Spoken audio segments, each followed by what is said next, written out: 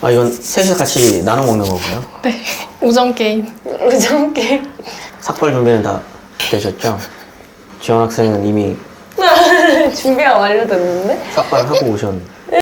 내가 굳이 오늘 좀 급하게라도 촬영을 하자고 한 거는 이런 이야기를 역사를 배우고 있는 학생들은 이렇게 생각한다. 그리고 역사를 현장에서 가르치고 있는 역사 연구자로서 지금의 상황을 어떻게 바라보고 있는지를 또 궁금해 하실 수도 있어서 굳이 하자고 했는데 지원이가 이렇게 삭발까지 하고 있어요. 어떻게 봤어요? 너무 궁금했어요. 아, 예민한 이야기인가요? 모자이크 하셔도 되니까 말씀해주세요. 뭐 이 영상 보시는 분들은 당연히 다 알고 있겠지만 어제 저녁 10시 반에 대통령 특별담화로 비상계엄이 선포가 됐고 국회에서 개헌이 부결이 된 거죠.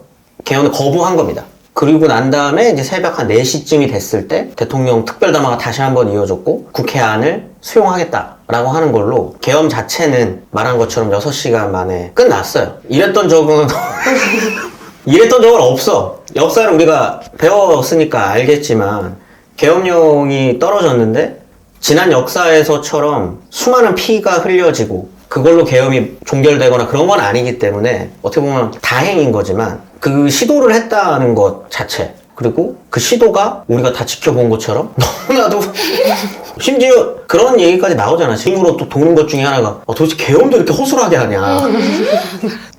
어땠어요? 당황스러웠어요. 당황. 황당하고 약간 어이없다? 어떤 면에서? 아니 뭔가 지금 상황이 계엄이 내려질 상황인가? 왜냐면 역사적으로 봤을 때 뭔가 뭐 여순 사건처럼 민간인 피해라든지 뭐 아니면 6.25 전쟁처럼 큰 사안이 있을 때나 아니면 군부 쿠데타가 일어났다거나 뭔가 이런 상황에서 계엄령이 선포가 되지 않나? 당황스럽고 네. 황당했다. 왜? 이런 거 살려. 그 생각 자체가 지금 뭐 윤석열이라고 하기로 했어. 윤석열?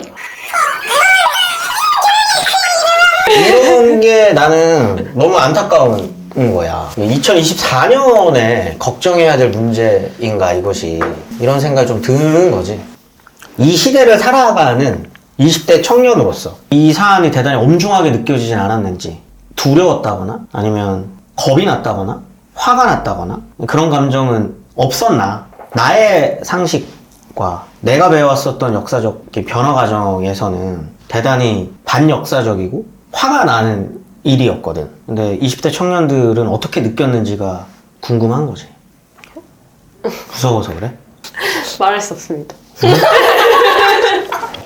왜? 이런 게 지금 현실인 것 같아요.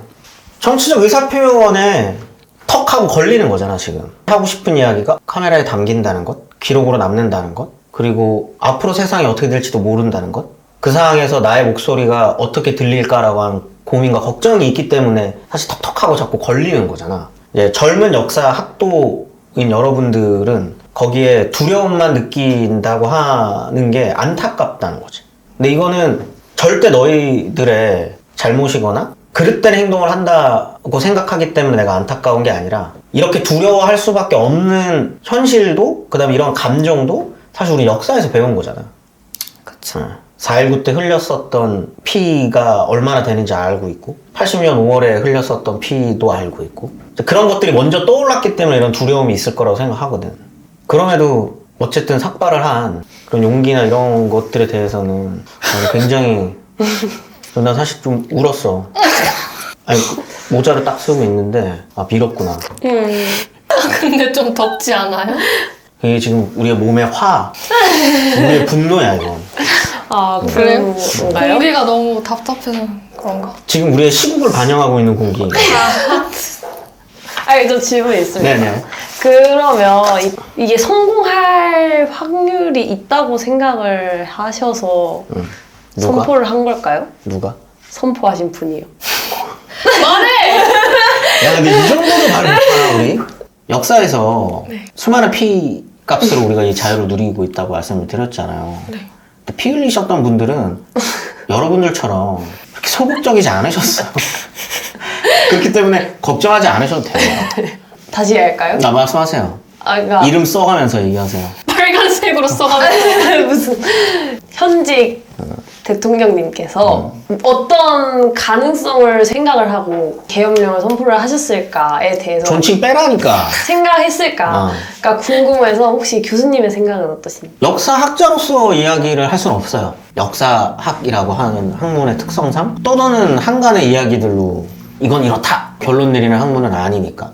근데 그냥 대한민국 국민이고 시민의 한 사람으로서 이야기한다라고 하면 허술했을지언정 성공 가능성이 없는 짓을 했을 거라고 생각하지는 않아. 실제 포고령에 있는 이야기들대로 하려고 했겠지. 그 사고방식이 나는 그래서 되게 너무 이 사람의 사고 구조라고 해야 될까? 이게 내가 대통령이고 나랑 친한 고등학교 동문이 군대 몇 명 있고 그래서 계엄을 하면 계엄이지 뭐 생각한 그 내구조가 화도 나고 역겹고 싫지만 한편으로는 우스꽝스럽고 신선해. 저 내구조 대단히 신선하다라는 생각도 들어. 지금까지 계속 논의돼 왔었던 게 개헌 이야기가 나왔었거든. 근데 여기에서의 개헌이라고 하는 건 87년 이후에 만들어졌었던 지금의 육공화국이 낡았다. 더욱더 발전적인 헌법으로 나아가야 된다가 대다수의 국민들의 공감대였고 정치인들이 생각하는 개헌의 방향이었는데 무려 40년도 전에 마지막으로 일어났었던 계엄이라고 하는 절차를 심지어 워딩도 그때 그 시절 워딩 그대로 갖다 붙이면서 종북? 이걸 가지고 개헌을 하려고 했다? 신선해. 화도 나지만 인간이 나는 그렇게 생각해. 사람들이 다들 자기가 생각하면서 산다고 생각해. 근데 사실 생각이라는 이 단어는 굉장히 많은 것을 포괄하고 있는 단어잖아. 평소에 지원이랑 수선이는 생각하면서 살아가죠. 그러죠. 네. 그렇기 때문에 이 두려움도 느끼는 것이고 당혹감도 느끼는 것이고 부당함이라고 하는 것도 생각을 하는 거죠. 네. 예. 근데 이제 의외로 많은 사람들이 생각하는 삶을 살지 않습니다. 그 중에 한 사람이지 않았을까. 그런 것 같아요. 그래서 분노하는 것이고, 그래서 화가 나는 것이고, 이걸 진중하고 엄중하게 바라볼 필요도 있고, 우리가 분노해야 될 필요도 있지만, 한편으로는 이제 씁쓸하다고 생각도 해야 돼요. 우리가 뽑았잖아.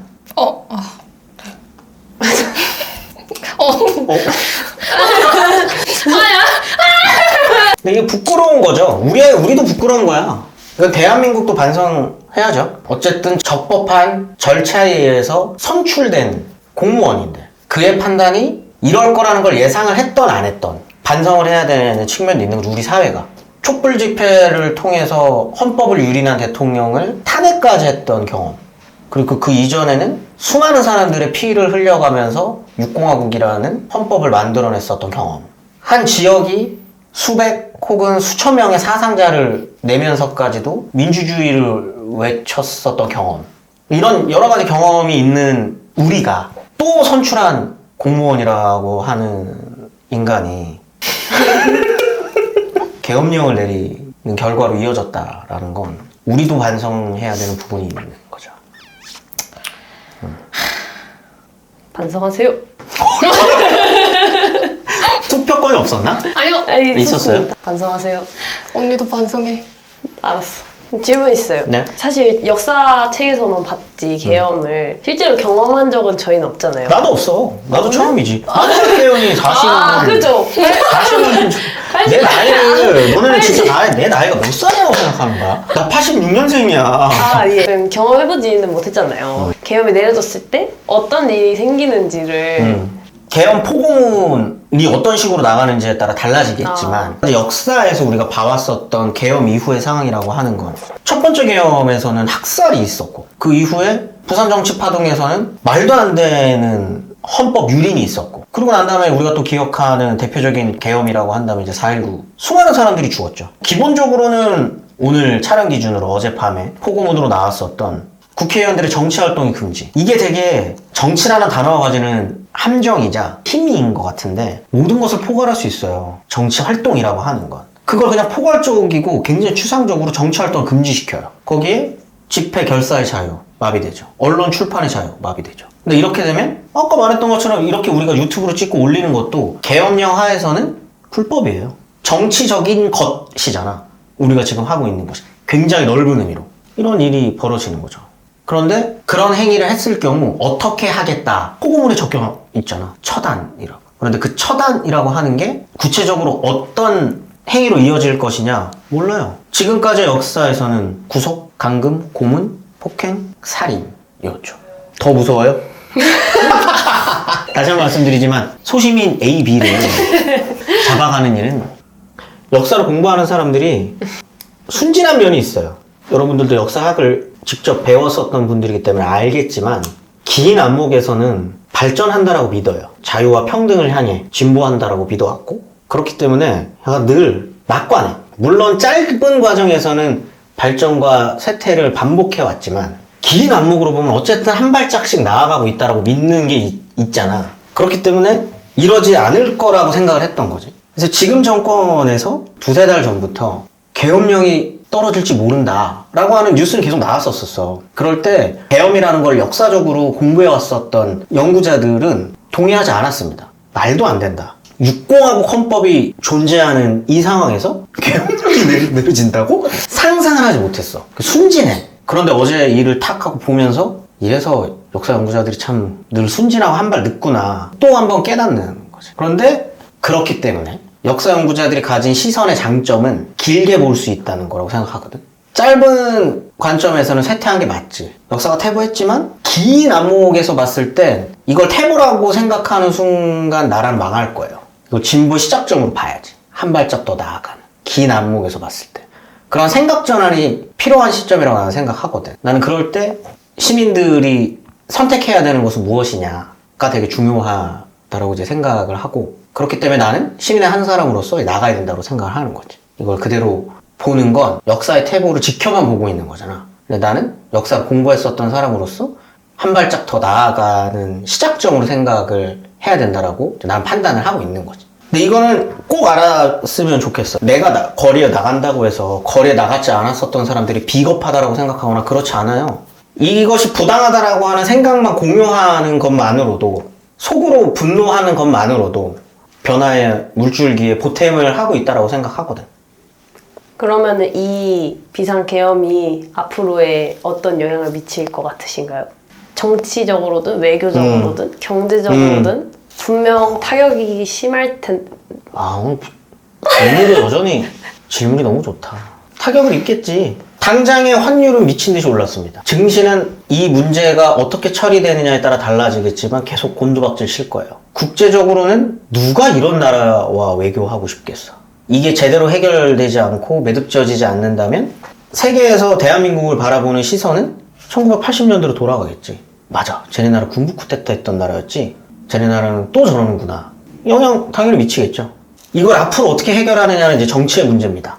그랬을 때 정치는 내 문제가 아니지. 많은 사람이 그렇게 떨어져 생각하는 순간 변화는 없을 것 같아.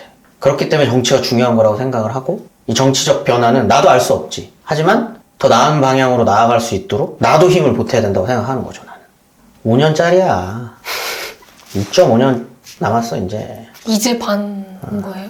네.